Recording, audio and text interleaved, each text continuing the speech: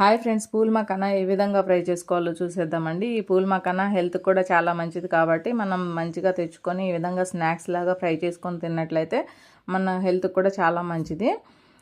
ఇప్పుడు ఏ విధంగా ఫ్రై చేసుకోవాలో చూసేద్దామండి. పూల్ మకానా తెచ్చుకున్నప్పుడు ప్యాకెట్లో ఉన్నప్పుడు చాలా మెత్తగా ఉంటాయి. అలా మెత్తగా ఉన్నప్పుడు తినడానికి చాలా కష్టంగా ఉంటుంది కాబట్టి ఓపెన్ చేసుకొని బాండీలో వేసుకొని ఒక 2 మినిట్స్ వరకు ఫ్రై చేసుకోవాలి. 2 మినిట్స్ వరకు ఫ్రై చేసుకున్న తర్వాత డ్రైగానే ఫ్రై చేసుకోవాలి. తర్వాత వచ్చేసి 2 టేబుల్ స్పూన్ల నెయ్యి వేసుకొని మంచిగా మొత్తం కూడా నెయ్యిలో వేగేంతవరకు వేయించుకోవాలన్నమాట 1 మినిట్ వరకు. తర్వాత చిటికెడు సాల్ట్, అదేవిధంగా కారానికి మనం ఎంతైతే కారం తినగలమో అంతైతే కారం వేసుకోవాలన్నమాట. ఇవి పాప్కార్న్ లాగా చాలా టేస్టీగా ఉంటాయి.